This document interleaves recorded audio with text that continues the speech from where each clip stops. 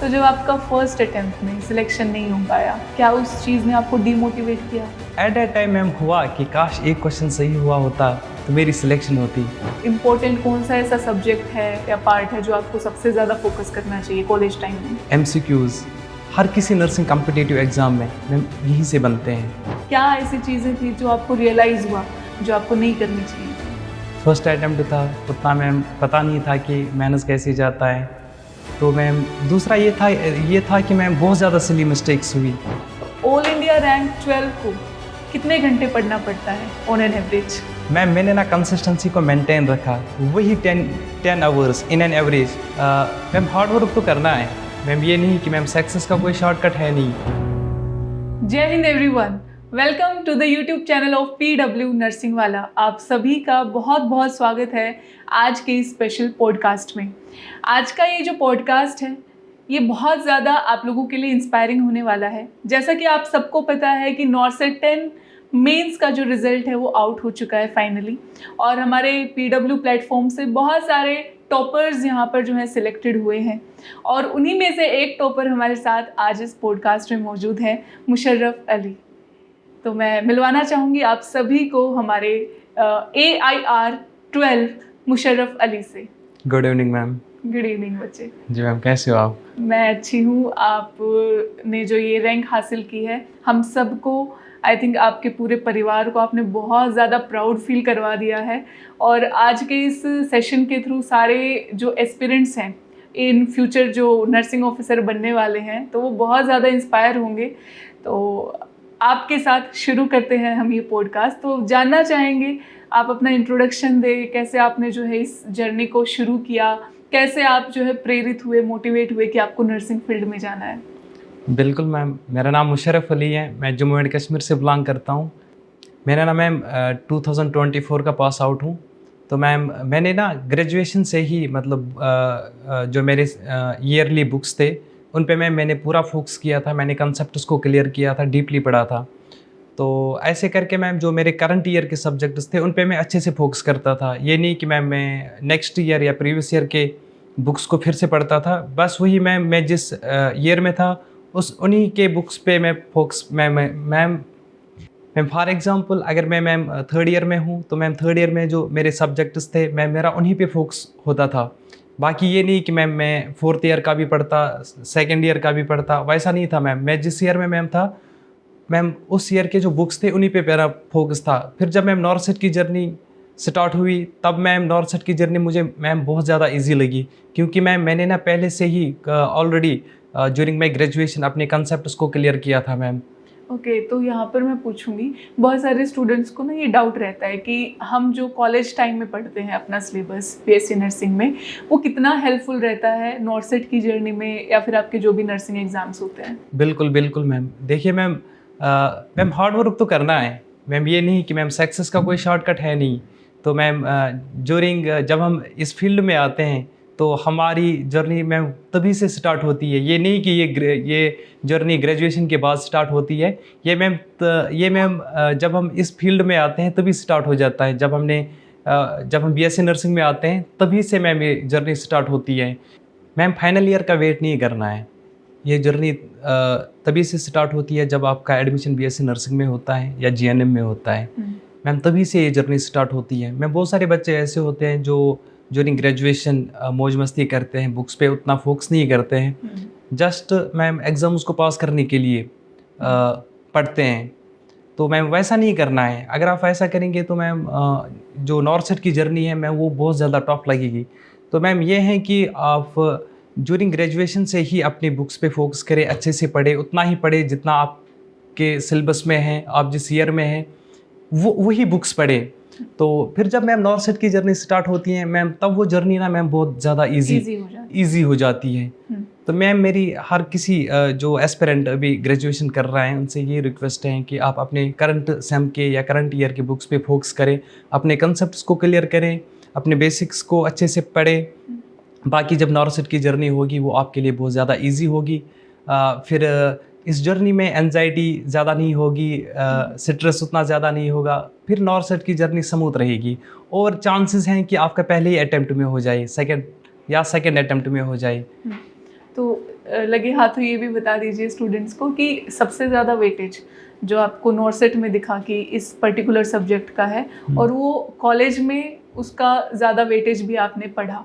हाँ जी मैम। मतलब इम्पोर्टेंट कौन सा ऐसा सब्जेक्ट है या पार्ट है जो आपको सबसे ज़्यादा फोकस करना चाहिए कॉलेज टाइम में? हाँ जी मैम।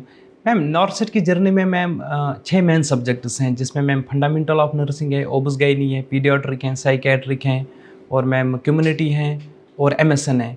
मैम जहाँ तक मैम मेरा ख्याल है कि मैम 70 to 80% MCQs हर किसी नर्सिंग कॉम्पिटिटिव एग्ज़ाम में मैम यहीं से बनते हैं। बाकी मैम जो माइनर सब्जेक्ट्स हैं लाइक फार्माकोलॉजी है, माइक्रोबायोलॉजी है, नर्सिंग रिसर्च है, बाकी एजुकेशन है। देखो मैम अगर हम फार्माकोलॉजी की बात करेंगे, जब आपका मेडिसिन पे अच्छा होल्ड होगा, ओबस-गायनी पे अच्छा होल्ड होगा, पीडियाट्रिक पे अच्छा होल्ड होगा, तब मैम फार्माकोलॉजी अच्छे से जाएगा। क्योंकि मैम हम ड्रग्स मेडिसिन में भी पढ़ते हैं, वहाँ पे भी साइड इफ़ेक्ट्स पढ़ते हैं, कब मेडिसिन लेनी है, कब क्या है साइड इफ़ेक्ट्स, मैम वो हम मेडिसिन में भी पढ़ते हैं। फॉर एग्जांपल मैम हम मैग्नीशियम सल्फेट OBG में पढ़ते हैं, मैम वो तो हर बार प्रीलिम्स मेंस में आता है। तो मैम फार्माकोलॉजी वहाँ से मतलब हाफ हो जाती हैं। फिर मैम जो रहता है तो मैम वो ना मैम उसमें हाई यील्ड टॉपिक्स देखना है, एनालाइज करना है। अब मैम जिसके पास टाइम है वो माइनर सब्जेक्ट्स को भी अच्छे से पढ़े, है ना मैम। तो जिसके पास जितना टाइम है वो माइनर सब्जेक्ट्स को वैसे ही हैंडल करें। मतलब स्किप नहीं ज़्यादा करना चाहिए जब आप कॉम्पिटिटिव एग्जाम की तैयारी कर रहे हो। मैम ये ना मैम पूरा मतलब इस पे भी डिपेंड करता है कि आपकी ग्रेजुएशन कैसी गई है, आपने ग्रेजुएशन में कितनी मेहनत करी है, तो मैम उस पे भी डिपेंड करता है। ओके, तो आपने कब डिसाइड किया कि आपको नॉर्सेट टारगेट करना है? जब आप कॉलेज में थे या उसके बाद? और ये आपका कौन सा अटेम्प्ट था जिसमें आपका सिलेक्शन हुआ? मैंने मैम जब फर्स्ट ईयर ज्वाइन किया था, मैं वैसे ही मौज मस्ती करी थी, तो फर्स्ट ईयर में एक सप्ली आई थी। तो उसके बाद मैम वो थोड़ा बहुत घर वालों से डांट खानी पड़ी, वो मैम अंदर वो अच्छा फील नहीं हो रहा था। तो मैम सेकेंड ईयर से मैम थोड़ा वो सीरियस हो गया और मैंने ना पढ़ना स्टार्ट किया। बस वही जो सेकेंड ईयर में सब्जेक्ट्स थे उन्हीं पे फोकस किया, बट अच्छे से पढ़ा। तो फिर यूनिवर्सिटी में भी अच्छे मार्क्स आने लगे। ऐसे करके मैंने थर्ड ईयर में भी ऐसे ही पढ़ा, फोर्थ ईयर में भी ऐसे ही पढ़ा। फिर मैम जो मैंने PW का मैम बैच लिया था, एट ए टाइम मैम मैं फाइनल ईयर के मिड में था। तो जैसे मैम मुझे लगा कि मेरा तो ऑलमोस्ट सिलेबस हो रखा है फाइनल ईयर का, तो मैंने ना PW से मैम फिर नॉर्सेट की जर्नी स्टार्ट करी। ओके।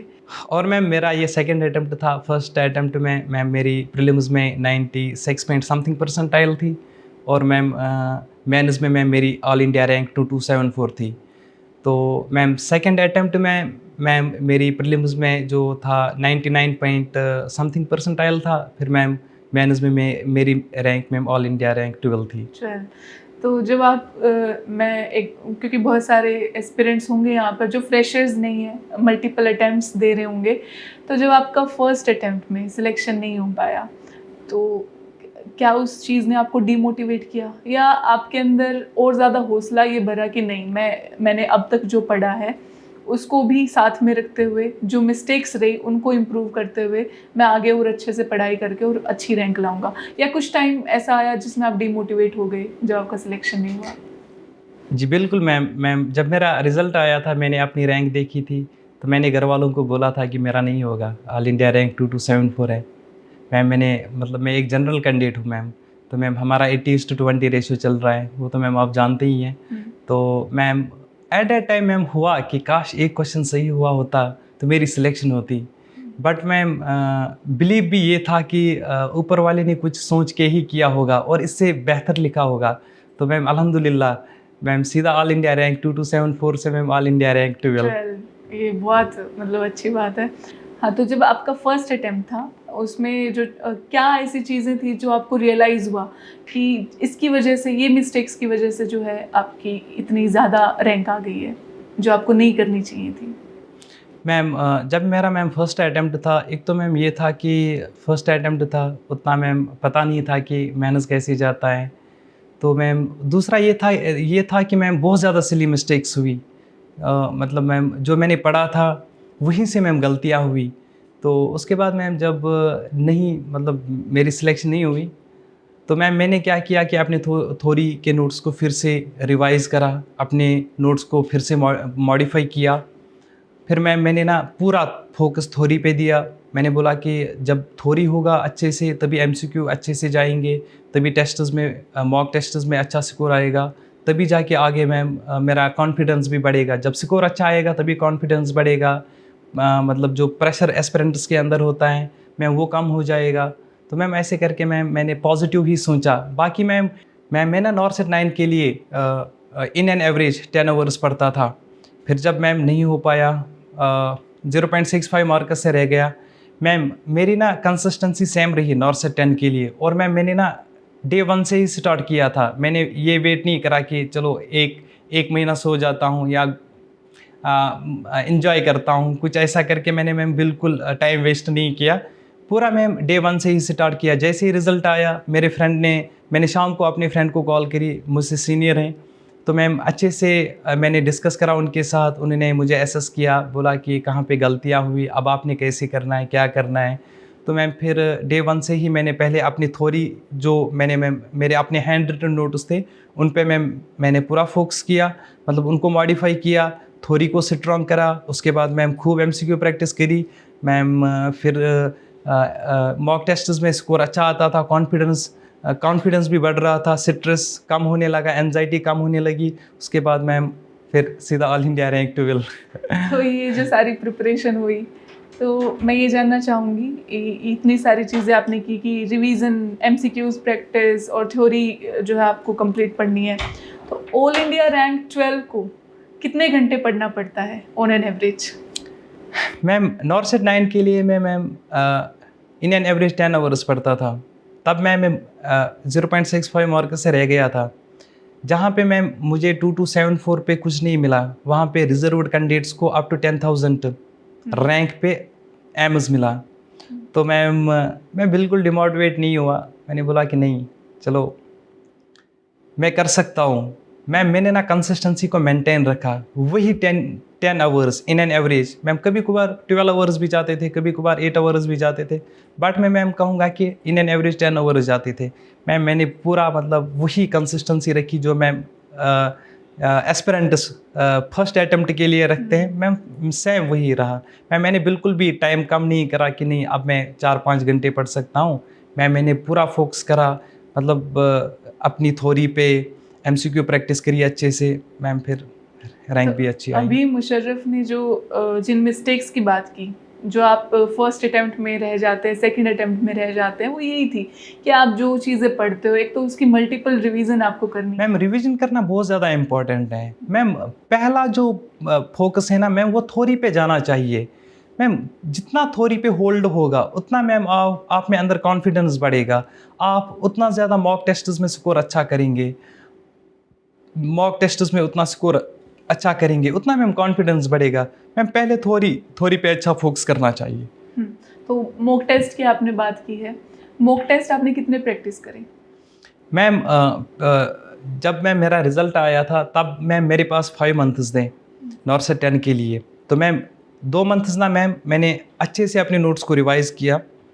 2 बार मैंने रिवाइज़ किया और अपने नोट्स को मैम मॉडिफाई किया। तो उसके बाद मैम 3 मंथ्स थे मेरे पास। मैंने ना मैम अच्छे से फिर 300-400 क्वेश्चंस में मैम इन एन एवरेज दिन को करता था। उसके बाद मैं 500 क्वेश्चन भी करता था। मैम बहुत सारे एस्पिरेंट्स ऐसे हैं कि जो कहते हैं कि 500 क्वेश्चन दिन में करना बहुत डिफ़िकल्ट है। मैम वो सारा कुछ तभी पॉसिबल है जब आपका होल्ड थ्योरी पे होगा।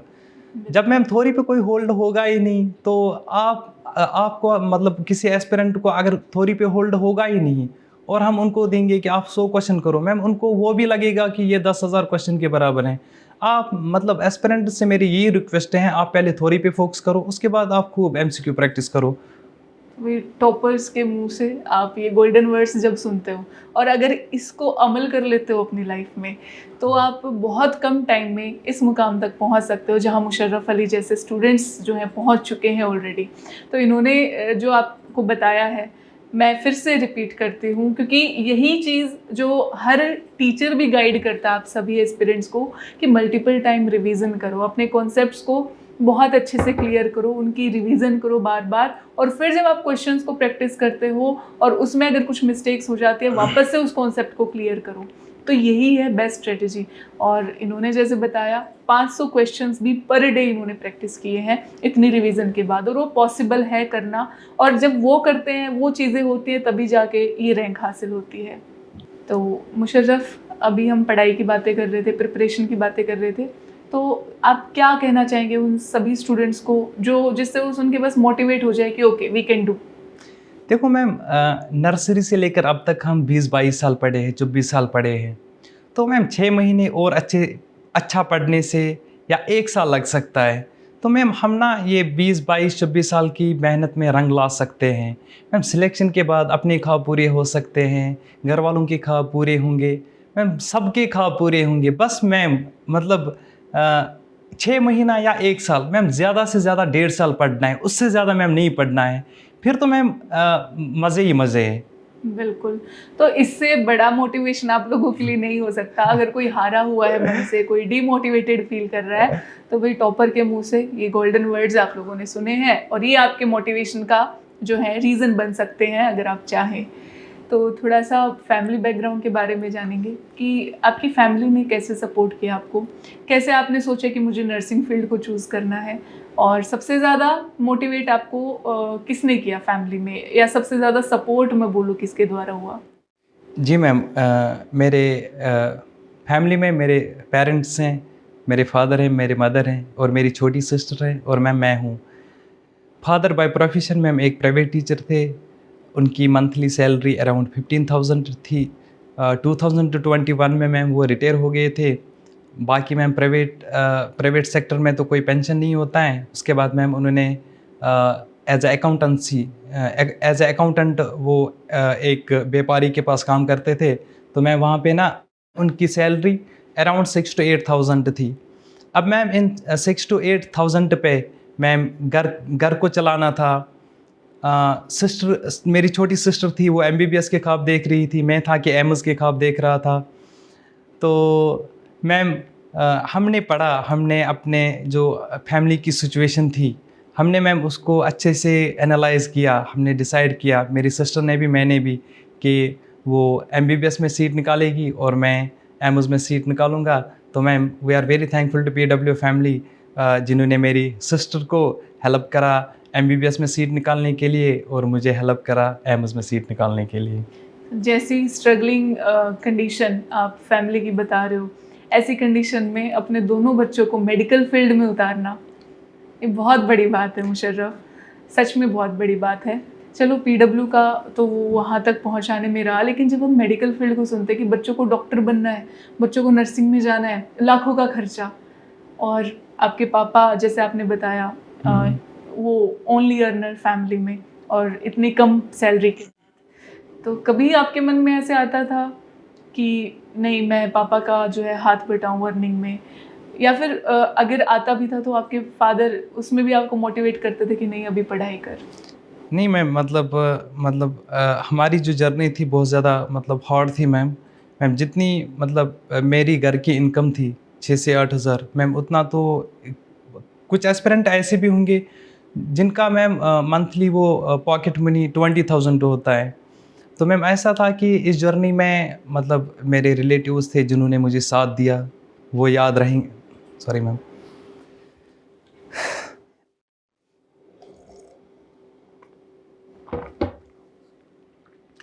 मैम फाइनेंशियल कंडीशन ना मैम बहुत ज़्यादा हार्ड थी। तो मैम अब ड्यूरिंग हार्डनेस जिन्होंने साथ दिया, जिन्होंने साथ नहीं दिया, मैम सब लोग याद हैं। तो बाकी ऐसा है कि मैम स्टडीज़ को फर्स्ट प्रायोरिटी बनाना है। बाकी मैम फ्रेंड्स हैं, रिलेटिव्स हैं, उनको ना मैम होल्ड पे रखना है, भूल नहीं जाना है, होल्ड पे रखना है। तो मैं क्या करता था, मुझे जब मैंने पढ़ना स्टार्ट करा था तो मेरे कुछ ऐसे दोस्त थे जो इस प्रोफेशन के रिलेटेड नहीं थे, बट उनके पास कभी टाइम होता था वो मुझे कॉल करते थे, हाँ कहाँ पे हो मुशर्रफ, आ जाओ घूमने जाते हैं, खेलने जाते हैं। तो मैं उनको कहता था कि नहीं मैं अपने काम से बिज़ी हूँ, आप जाओ। तो मैम वो सारा कुछ टेम्पोरेरी था। ऐसा है कि सेक्रीफाइस तो करना है, सक्सेस का कोई शॉर्टकट है नहीं, तो इसके लिए हार्ड वर्क करना है, सेक्रीफाइस करना है। बाकी रिलीजियस बनना है, आप अगर हिंदू हैं तो अपने गॉड से मांगना है, अगर आप मुस्लिम हैं तो अपने खुदा से मांगना है, अगर आप सिख हैं तो अपने जो रस। जो हैं मतलब आपके गॉड उनसे मांगना है, उनको उनसे हेल्प मांगनी है। मैम सक्सेस सिर्फ एक ही फैक्टर पे डिपेंड नहीं करता है, सिर्फ आपकी स्टोरीज पे डिपेंड नहीं करता है, ये मल्टी फैक्टोरल है मैम। लाइक आप जिन पैसों पे पढ़ रहे हैं, क्या वो हलाल की कमाई है कि हराम की कमाई है? आप मन लगा के पढ़ रहे हैं कि नहीं पढ़ रहे हैं? क्या आप सेक्रीफाइस कर रहे हैं कि नहीं कर रहे हैं? क्या आपके अंदर लोगों के लिए एक अच्छी नीयत है कि जब मैंने इस प्रोफ़ेशन में जाना है, मैंने लोगों की हेल्प कैसी करनी है? हम्म। या या इस पे मैम बहुत सारे फैक्टर्स पे डिपेंड करता है। लाइक मैम जब आप कुछ कल को बनेंगे, क्या आपके अंदर ये है कि मैंने कल को जो पुअर लोग हैं, गरीब लोग हैं, उनकी हेल्प करनी है? तो मैम ये ऐसे करके मैम सारे फैक्टर्स पे डिपेंड करता है मैम, तभी जाके ना मैम इंसान सक्सेसफुल बनता है। ये बहुत अच्छी बात कही है मुशर्रफ ने कि सिर्फ आप स्टूडियस हैं इसी चीज़ पर डिपेंड नहीं करेगा।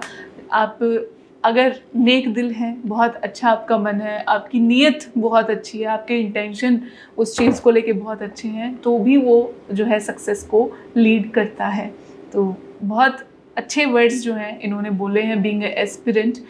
ओके मुशर्रफ, तो जैसे हम आपने कुछ सेक्रीफाइसेस और स्ट्रगल्स की बात की, आप प्रिपरेशन के दौरान देखते थे, अपनी फैमिली को भी ऑब्जर्व करते थे, उन हार्डशिप्स को आप ऑब्जर्व करते थे, तो आप क्या क्या चीज़ें थी जो आपकी फैमिली आपके लिए, या आपकी सिस्टर भी है जैसे उनको भी पढ़ा रहे हैं, उनके लिए वो सेक्रीफाइस करते हैं? मैम मेरे फादर ना मैम 65 ईयर्स ओल्ड हैं, तो मैम वो अभी भी घर के लिए कमा रहे थे। मैम सुबह को जाते थे, शाम को आते थे। तो मैम वही सिर्फ सोर्स ऑफ इनकम थे मैम, और कोई सोर्स ऑफ इनकम नहीं था। तो मैम हर किसी बच्चे की ख्वाहिश होती है कि मैं बड़ा होकर घर के लिए कमाऊं, पेरेंट्स को बोलूं कि आप आराम कर लो। तो मैम ऐसा था कि मेरा भी मैम वैसा ही ख्वाब था। यहाँ से मैम फादर की एज बहुत ज़्यादा थी, 65 ईयर्स ओल्ड, और मैम मैं था कि मैं कॉम्पिटिटिव जर्नी में लगा हुआ था। तो मैं ना इस जर्नी में बहुत ज़्यादा रिलीजियस बन गया। मैम मेरे अंदर ना मैम वो बहुत ज़्यादा सॉफ्टनेस आ गई। तो मैंने ऊपर वाले से भी माँगा, क्योंकि मैम एट द एंड जब ऊपर वाले ने लिखा होगा तभी मिलेगा। अदरवाइज़ मैम आप कितना भी कुछ कर लो, नहीं मिलने वाला। एक तो मैम आपने हार्ड वर्क करनी है, दूसरा रिलीजियस बनना है, तीसरा अपना मतलब ऊपर वाले से माँगना है। बाकी मैम लोगों के लिए अच्छा सोचना है, सबके लिए अच्छा सोचना है। मैं जब दुआ करता था मतलब अपने अल्लाह से माँगता था, मैं खुद के लिए दुआ करता था, सब एस्पिरेंट्स के लिए दुआ करता था कि जो लोग भी मेहनत कर रहे हैं उनकी सिलेक्शन हो जाए। बाकी मैम अच्छा सोचना है, पॉजिटिव सोचना है, बिल्कुल स्ट्रेस फ्री रहना है, एक ऑर्गेनाइज्ड वे में पढ़ना है। ऐसे नहीं कि आप मतलब आपका कोई सीक्वेंस नहीं है पढ़ने का, तो ऑर्गेनाइज्ड वे में पढ़ना बहुत ज़रूरी है, तभी जाके चीज़ें माइंड को सूट करती हैं। तो चलो, फैमिली स्ट्रगल्स थी और हार्डशिप्स भी थी। कभी प्रिपरेशन के दौरान ऐसा फील हुआ कि नहीं यार, बहुत ज़्यादा हो रहा है या बहुत ज़्यादा मेहनत हो रही है, बस अब गिव अप कर देता हूँ, कुछ और कर लेता हूँ, कभी कुछ? मैम प्रीलिम्स से 2 दिन पहले मैं बहुत ज़्यादा रोया था कि या मैं तो जनरल कैंडिडेट हूँ, क्या पता होगा कि नहीं होगा? क्या पता इस बार मेरी किस्मत में लिखा होगा कि नहीं लिखा होगा? तो मैंने ना अपने दोस्तों को कॉल करी, जिन्होंने मुझे through out my journey, north side journey guide किया, पूरा उन्होंने मुझे अपना बेस्ट टाइम दिया। तो मैम उन्होंने मुझे बोला कि जब मैंने उनको कॉल करी, बोला कि ऐसी बात है, तो उन्होंने बोला कि भाई तू ऐसा कर कि तू खूब रो, अभी के लिए तू खूब रो, मैंने सुनना है कि तू कैसे रोता है। तो मैंने उसको बोला, 2-3 मिनट बाद मैंने उसको बोला कि भाई तुमने ऐसा क्यों बोला? बोला कि भाई अगर कोई चीज़ या कोई किसी फैक्टर की वजह से आपको एंजाइटी हो रही है और आप रो रहे हैं, तो ऐसा है कि एक बार रोना है, जी भर के रोना है, अगली बार नहीं रोना है। तो ये नहीं कि मतलब एंजाइटी आप पे इतनी हैवी हो जाए कि आपका प्रीलिम्स भी ना हो जाए। तो रोना है तो सिर्फ़ एक बार रो, अगली बार मुझे कॉल नहीं करना रोने के लिए कि भाई मैं रोया हूँ। बस एक बार, अगली बार वो थॉट माइंड में नहीं आना चाहिए। बस पढ़ना है तो पढ़ना है, बाकी और कुछ नहीं। ये भी मतलब हमारे सराउंडिंग में भी कुछ ऐसे लोग होते हैं या ऐसे फैक्टर्स होते हैं, जब हमें नीड होती है, जब जब यहाँ तक पहुँचने के लिए बहुत सारी चीज़ें होती हैं ऑब्वियसली, तो कुछ चीज़ें ये भी रहते हैं कि किसी रिलेटिव ने हेल्प कर दी, घर की कंडीशन अगर सही नहीं है, कुछ दोस्तों ने मोटिवेट कर दिया क्योंकि वो आपको इतने कोर से जानते हैं। तो यही फैक्टर्स, थोड़े थोड़े छोटी छोटी चीज़ें जो हमें डे बाय डे मोटिवेशन देती हैं कि ओके करना है, यहाँ पर गिव अप नहीं करना है, क्विट नहीं करना है, आगे बढ़ना है। ओके, तो आपसे बहुत सारे स्टूडेंट्स रिलेट कर पा रहे होंगे।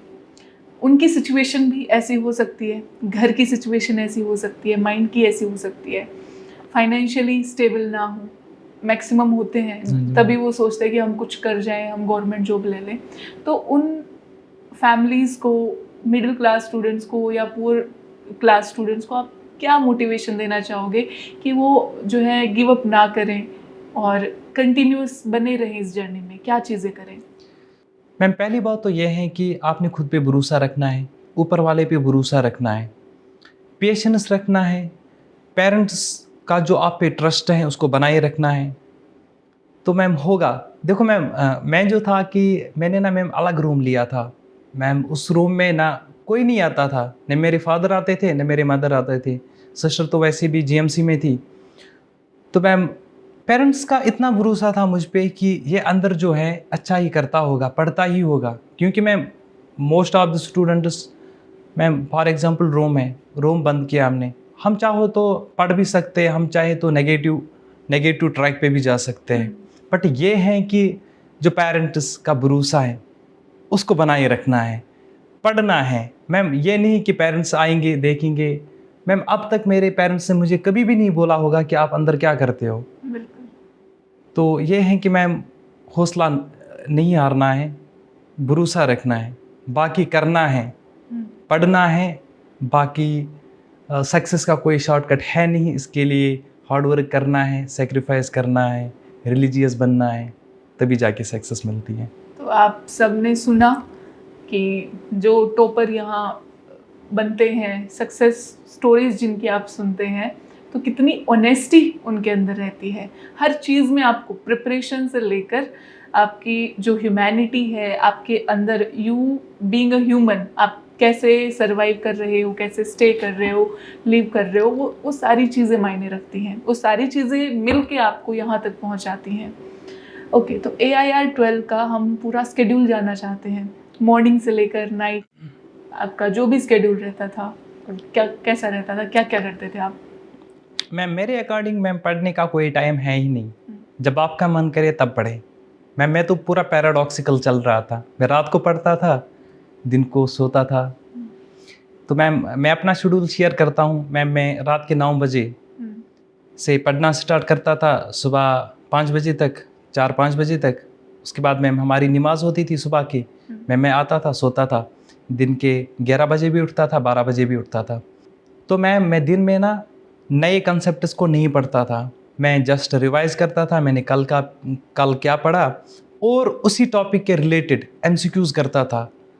तो ये मेरा मैम दिन का होता था। रात को मैं मैम जो मैंने नया कोई टॉपिक पढ़ना होता था या कोई कंसेप्ट को अच्छे से क्लियर करना होता था, तो मैम नाइट ना मैंने उसी के लिए रखा था। मैम अब ऐसा है कि अब कोई स्टूडेंट हैं कि उससे दिन में पढ़ा जाता है तो वो दिन को ही पढ़े। मैं था कि मुझसे रात में पढ़ा जाता था, दिन को मैम मुझसे हेडेक होता था अगर मैं कोई नया कंसेप्ट पढ़ता था, तो मैं रात को ही प्रेफर किया। ऐसा नहीं है कि मतलब रात को ही पढ़ा जाता है या सुबह दिन में ही पढ़ा जाता है। पढ़ने का कोई टाइम नहीं है। जब आपके माइंड को सूट करे तब पढ़ना है, बट फर्स्ट प्रायोरिटी पढ़ने को देना है और मैक्सिमम टाइम देना है। ओके, तो इससे कोई हेल्थ इश्यूज तो नहीं होते थे कि आप पूरी पूरी रात जाग के पढ़ते हो एंड दिन में आप मतलब थोड़ा सा रूटीन उल्टा? वैसे मैक्सिमम स्टूडेंट्स का यही रूटीन रहता है। मैम वो सारा कुछ तो टेम्पोररी है। हाँ, मैम 1 साल के लिए आप अपनी नींद को कुर्बान कर रहे हैं, तो मैम वो तो टेम्पोररी है। मैम अभी जैसा मेरा फिजिक है या जैसा मेरा हाल हो रखा है इसमें प्रिपरेशन का कुछ कंट्रीब्यूशन है इस फिजिक में? मैम ये तो 1 साल बाद इससे मतलब अच्छा होने वाला है, अब तो बहुत सब अच्छा होने वाला है। हाँ, बिल्कुल बिल्कुल। बस मैम ये टेम्पोररी है। हाँ, हालात के साथ साथ फिजिक भी बदल जाता है। आप थोड़ा सा बस वो भी सेक्रीफाइस कर लो, साल 6 महीने। तो ये जो स्केड्यूल था आपका, डेली रूटीन था, ये एग्ज़ाम जब नियर बाय आता है, बहुत मतलब 1 महीना रह गया है या बिल्कुल 2 महीने रह गए हैं या 10 दिन 15 दिन, तो वो स्केड्यूल कैसे चेंज होता है? उसमें कितने आवर्स बढ़ जाते हैं? देखो मैम, यूजुअली ना मैम, जब एग्ज़ाम का 1 मंथ, 1.5 मंथ रहता है, तो हर किसी एस्पिरेंट का टाइम बढ़ जाता है पढ़ने का। तो आपने ऐसा करना है कि आपने डे 1 से ही मैक्सिमम टाइम देना है। तो मेरा ऐसा था कि मैम, जैसे सब बच्चे, जब एग्ज़ाम नज़दीक आता है, सब बच्चों का टाइम मतलब स्टडीज़ पे ज़्यादा टाइम जाता है, मैम मेरा भी वैसा ज़्यादा था। हुँ, बाकी मैम उतना ज़्यादा चेंज नहीं था। मैं तो मैम मोस्टली मतलब इन एन एवरेज 10 आवर्स पढ़ता था। कभी 8 भी जाता था, कभी 10 भी जाता था, कभी 12 भी जाता था। But ma'am in an average 10 पढ़ता था। हुँ, तो मैम, जब एग्ज़ाम नज़दीक आता है तब मैम और 1 आवर या 2 आवर और एक्स्ट्रा ऐड होते थे। बाकी मैम ज़्यादा वो नहीं कि मैं अब ऐसा बोलूँगा कि 24 आवर्स में से मैम 20 आवर्स पढ़ता था, वैसा कुछ नहीं है। हुँ, बस पढ़ना है, अच्छे से पढ़ना है, बस यही रहता है हर किसी टॉपर का एवरेज 10 आवर्स। हुँ। ठीक है। तो कुछ ऐसी चीज़ें प्रिपरेशन के दौरान जो मतलब कोई ऐसा सब्जेक्ट कि पढ़ने में बड़ा मज़ा आ रहा है, ईज़ी लग रहा है, और कोई ऐसा सब्जेक्ट जो को बहुत ज़्यादा आपको टफ़ लगता था, आपको ऐसा लगता था अरे यार ये क्यों ही पढ़ रहा हूँ मैं, या स्किप करने का मन करता था, तो उसको आपने टैकल कैसे किया? कैसे पढ़ा कि नहीं मैं मेरे को इसको कैसे भी करके अब ख़त्म करना है?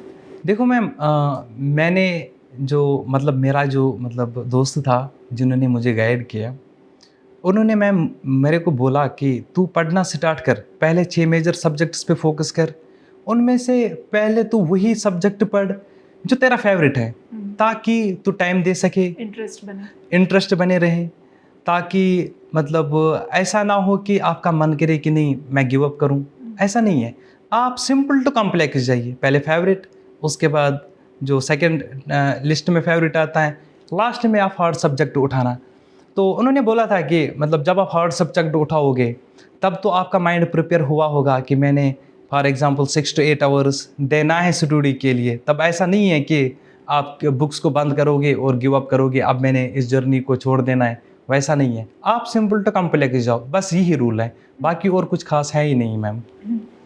तो अपने एक्सपीरियंस से ये बताइए आप कि अगर कोई स्टूडेंट कोई भी मिस्टेक ना करे अपनी प्रिपरेशन के दौरान, तो कितने टाइम में ये जर्नी कंप्लीट हो जाती है कि मुझे बस इतने महीने की या 1 साल की या कितने साल की प्रिपरेशन इसमें लगेगी सिलेक्शन के लिए? मैम मेरे हिसाब से मैम, ये डिपेंड करता है कि आपके बैकग्राउंड पे, आपने ग्रेजुएशन में अच्छे से पढ़ा था कि नहीं पढ़ा था, कॉन्सेप्ट्स क्लियर हुए थे कि नहीं हुए थे। हुँ, तो मैम जिन्होंने ड्यूरिंग ग्रेजुएशन हार्ड वर्क करा था, उनका तो मैम ज़ाहिर है कि फर्स्ट अटेम्प्ट में या सेकंड अटेम्प्ट में होना है। हुँ, अब मैम है कि कोई कि उसका ग्रेजुएशन ऐसे ही कंप्लीट हुआ है मौज मस्ती करके, ज़ाहिर सी बात है मैम उनका तो टाइम लगेगा सिलेक्शन होने में। उनका थर्ड अटेम्प्ट में भी हो सकता है, फोर्थ अटेम्प्ट में भी हो सकता है।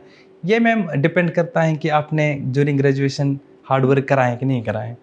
ओके मुशर्रफ, तो नॉरसेट तो है ही सबसे बड़ा एग्ज़ाम है आपके इस फील्ड का, सभी स्टूडेंट्स टारगेट करते हैं। इसके अलावा भी आपने कोई एग्ज़ाम अटेम्प्ट किए हैं? मैम मैंने ना नॉर्सेट के बगैर 2 और एग्ज़ाम्स दिए थे अपने स्टेट लेवल के। एक था जीएमसी श्रीनगर का, दूसरा जीएमसी बारामूला का। मैम जो जीएमसी श्रीनगर का था मैम, उसमें मैम मैं एलिजिबल नहीं था, मेरा बस रिज़ल्ट आया था फाइनल ईयर का। बाकी ना आरएन आई थी, ना मैम डिग्री आई थी। उसमें मैम मेरे 90 पॉइंट्स थे।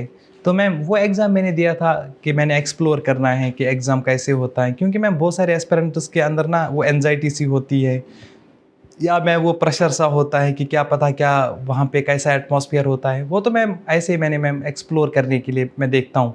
उसके बाद मैम जो सेकंड था जीएमसी बारामूला का, मैम वहाँ पे मेरी रैंक 70 थी, बट अनफॉर्चुनेटली मैं वहाँ पे 2 ही पोस्ट थे, तो वहाँ पे नहीं हुआ मैम। बाकी मैम मैंने जीएमसी चंडीगढ़ का दिया था, अनफॉर्चुनेटली मैं उसके लिए पढ़ नहीं पाया। तो मैम वहाँ पे मेरे 67.5 मार्क्स थे, और 70.25 मार्क्स मैम हमारा जनरल कैटेगरी का कट ऑफ हुआ था, तो मैम वो भी नहीं हो पाया।